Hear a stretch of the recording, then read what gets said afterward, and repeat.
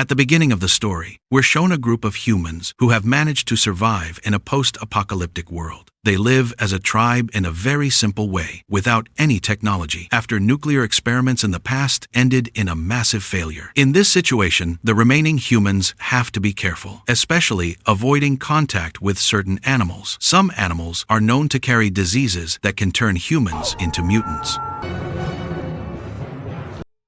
One day, a man named Savan is seen leaving the hunting area that had actually been set by the elders. That place isn't supposed to be crossed, but Savan feels the rule is too excessive. Without realizing it, his father, Uri, catches him and immediately scolds him harshly because he's worried Savan's actions could endanger the entire village. Savan then argues that they've been living off leaves and berries for days. He wants to prove that he's capable of becoming the best hunter as well as the future tribe leader. Hearing that, Uri finally gives him a chance. Savan and his group then go deeper into the forest and meet his friend Caleb, who is also hunting. Since they've already crossed the safe boundary, Uri initially wants to take them back. But suddenly, the sound of an animal is heard, making Uri allow them to continue the hunt. Not long after, the animal appears in front of them. It looks like a bear, but it has mutated and looks terrifying. Uri then asks Savan to lead the hunt. With good teamwork, they finally manage to take the animal down.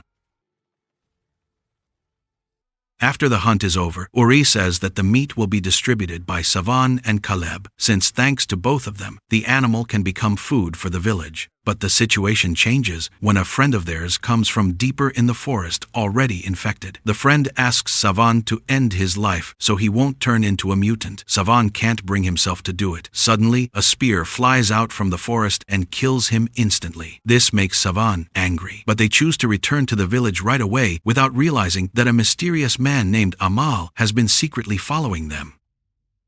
When they arrive at the village, Savan is welcomed by his female friend Dorel, who praises him for his successful hunt. However, Caleb looks jealous seeing how close they are. The situation becomes even more awkward when Miru, Caleb's sister, mocks him and says that he has no chance with Dorel.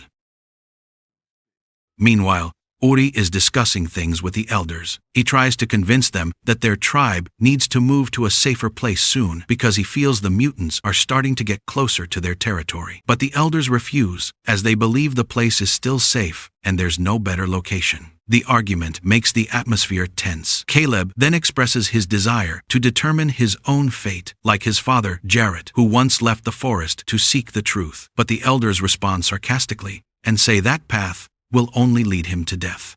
Uri agrees with them, because he believes there's no life out there, only disease and death.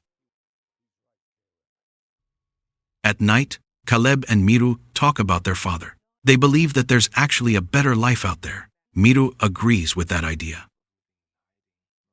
The next day, Caleb decides to go farther than usual. While at the edge of a river, he sees a group of mutants moving toward their village. Without thinking, he immediately runs back to warn everyone. Not long after, the mutants arrive and attack the village brutally. A fight becomes unavoidable. Their numbers are too many and hard to defeat, so the survivors are quickly evacuated. In the middle of the chaos, Savan can only watch as Uri is attacked by the mutants, unable to do anything. The elders immediately order everyone to seal the cave as a shelter because the mutants keep chasing them. Everyone goes inside the cave, but Savan, Dorel, and Caleb are left outside. Caleb tries to fight, but the number of mutants overwhelms him. Dorel quickly helps protect him. Savan also holds his ground. After that, the three of them hide behind a large rock and watch the mutants roaming around the cave trying to find a way in. Savan briefly wants to distract the mutants to lure them away from the cave, but Caleb has a different idea. He wants to look for help outside. Dorel agrees with Caleb and says that staying there will only end in death. According to her, going to find help is the only hope. Savan finally goes along with the decision, and the three of them leave the village. Their journey takes them to the edge of a river, and without them realizing it, Amal is secretly watching from a distance. There, Savan finds a book that belongs to Caleb. Caleb explains that the book comes from the old world and was brought by his father. From that book, Caleb learned how to read, since no one in their tribe has that ability. Suddenly, a mutant appears and immediately chases them. They run as far as they can, but the mutant still manages to get closer. Savan, still traumatized, doesn't dare to fight after seeing his father's death. At a critical moment, Amal appears and instantly kills the mutant. After that, they introduce themselves to each other. Amal says that he knows Jarrett, Caleb's father. He also makes sure they aren't injured or bleeding. Amal explains that the infection doesn't only spread through bites, but can also be transmitted through the mutant's breath. Amal then invites them to his house. On the way, Amal explains that he's immune to the infection thanks to a rare medicine. He also says that the place where the medicine comes from is quite safe, so they can head there. Amal explains that the mutants are very afraid of water, which is why they've never been able to reach his home. Eventually, they arrive at Amal's house in the middle of the forest. There, Amal introduces them to his son and his wife. However, their arrival isn't welcomed. His son and wife are angry because Amal brought outsiders who could be infected. Amal then explains that all of this is part of his plan. While eating together, Amal begins to tell the origin of the mutants. According to him, all of this happened as a result of human mistakes in the past, when they tried to bring extinct animals back to life. Without realizing it, they also revived a dangerous disease that couldn't be controlled. Amal also reveals that Jarrett had the ability to read, which allowed him to understand old knowledge. From that came the effort to create a medicine in the form of a yellow powder that Amal now uses. However, the medicine doesn't work instantly. It goes through several stages until the body becomes fully immune to the infection. Unfortunately, Jarrett died before he could bring the medicine back to the village. Even worse, the powder was later stolen by a man named Gagan, who kept it for his own interests. That's why Amal invites Savan, Caleb, and Dorel to go to an abandoned place where the powder is located. Amal hopes they can find a hidden formula there, so Caleb can understand it and possibly find a way to save more people. In the end, they all agree to go together. At night, when everyone is asleep, Nina hears a strange sound from outside and immediately takes the initiative to lock the house door. Caleb, who also wakes up, hears it too. It turns out the sound comes from Savan and Dorel, who are playing together. That moment makes Caleb stay silent and accept the situation. Meanwhile, back in the village, the mutants begin trying to get into the cave by attacking the entrance with various objects. The situation inside grows more tense. Miru tries to find a way for them to survive, but the elders just give up and tell everyone to pray. However, a man named Remy refuses to stay still. He starts moving rocks at the back of the cave to find a way out. The elders oppose his actions because they think he's going against God's will. Miru rejects that idea and says that surviving is not something wrong. Eventually, some people start helping Remy dig an exit. Their effort finally pays off. They manage to make a hole big enough. Miru tries to go through it. Inside, there's a narrow tunnel filled with water and only a small gap as an exit. Because the gap is too narrow, only Miru can try to pass through. She goes into the water but is forced to return when leeches latch onto her body. After removing the leeches, she tries again. At that point, they have no other choice but to keep trying to pass through that path.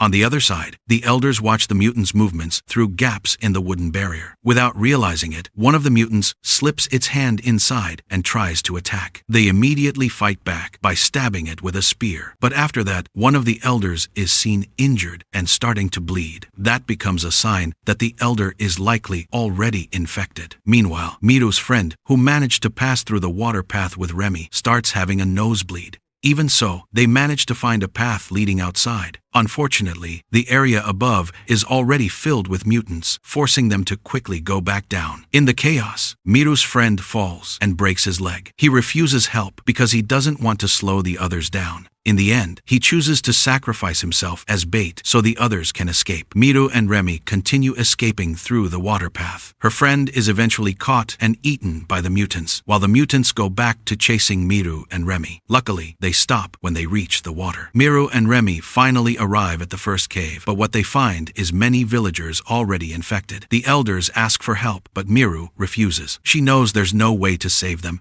even when she's asked to end their suffering before they fully turn.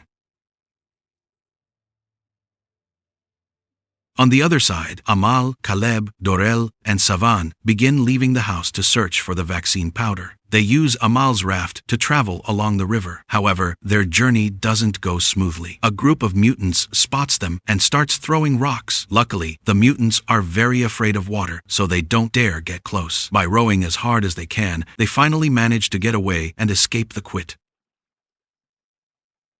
During the journey, Amal talks about his sibling who lives in the city, who is also an enemy of Gage.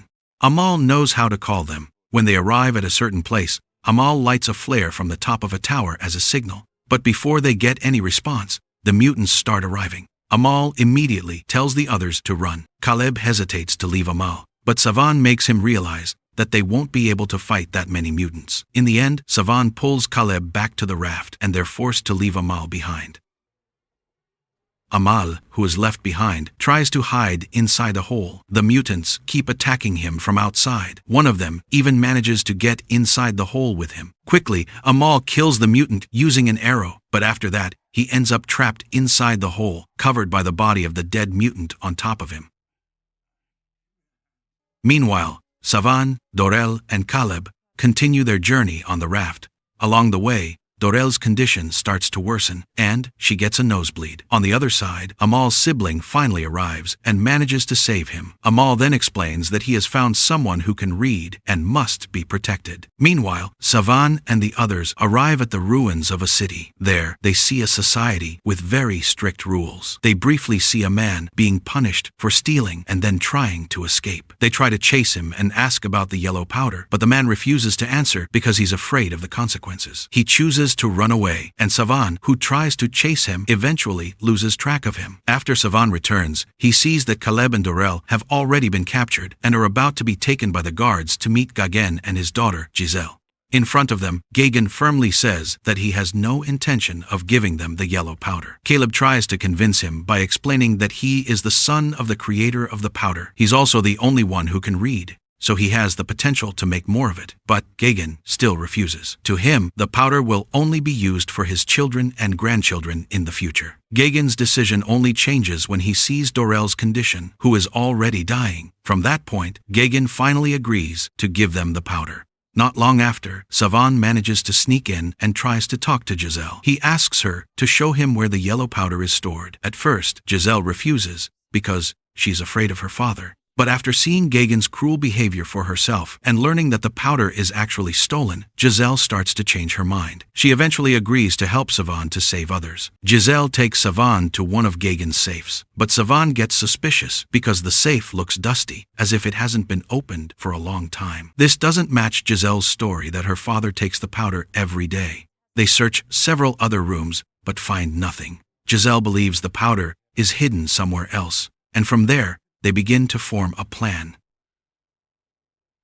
In the library, Caleb finally finds a book containing his father's formula. Even though he can read it, he needs a long time to truly understand and recreate the mixture. The problem is, they don't have enough time. Caleb's condition is also getting worse as he starts having nosebleeds, a sign that the infection is spreading. Gage becomes more convinced that Caleb won't be able to make the powder and continues to refuse to give it. At that moment, Giselle comes and tells Gage that someone is trying to steal the powder from his room. Gage immediately rushes to check, but when he checks, everything still looks safe. It turns out that was part of Giselle's plan. From there, Savan finally realizes that the powder is actually stored inside a flashlight hidden in the wall. Savan immediately moves to take it, surprising Gage and causing him to drop the powder. As Savan is about to kill Gage, Giselle stops him.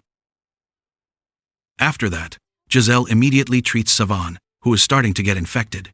They then use the powder to help Dorel. Once their condition is a bit stable, they try to escape by taking down several guards. Before parting, Giselle gives Savan a lantern and asks him to continue Caleb's father's mission. They then head to the library to save Caleb, and eventually manage to get out of the place together. Just as they're about to escape, a guard attacks Savan with an arrow, but Savan manages to handle it. They quickly return to the raft and row toward land. The journey continues as they climb a hill and cross a fragile bridge. However, things get tense again when Gage and his followers manage to catch up. In that situation, Caleb gets hit by an arrow, After crossing the bridge, Savan tells Dorel to take care of Caleb, while he stays behind to hold off the guards. Savan realizes that Caleb is the only hope for the future. He goes back to the bridge to cut the ropes so the pursuers will fall. Unfortunately, before he can do it, Savan is hit by an arrow from Gagan and falls. On the other side, Dorel and Caleb keep running until they finally meet Amal and his group. They are quickly taken away on horseback toward the village. At the same time, the mutants start digging their way into the villagers' hiding place. The arrival of Amal and his group helps handle the situation. Dorel then enters the cave just before Miru almost ends her life because she believes she's already infected. Not long after that, Gagan appears again and shoots an arrow at Caleb. Amal immediately jumps in to block the attack. Seeing the opportunity, Caleb quickly grabs an axe and throws it at Gagan, finally defeating him. A few years later, things begin to change. Caleb is seen visiting Amal's house and saying goodbye to Miru, who is now teaching children how to read. The ability to read becomes important to understand old knowledge and find new clues. At the end of the story, Caleb decides to go to the city and return to the library. He wants to finish his father's work to save humanity. Meanwhile, the city center is now led by Giselle, Gagan's daughter, who brings change with the goal of doing good for everyone who remains. The story ends there.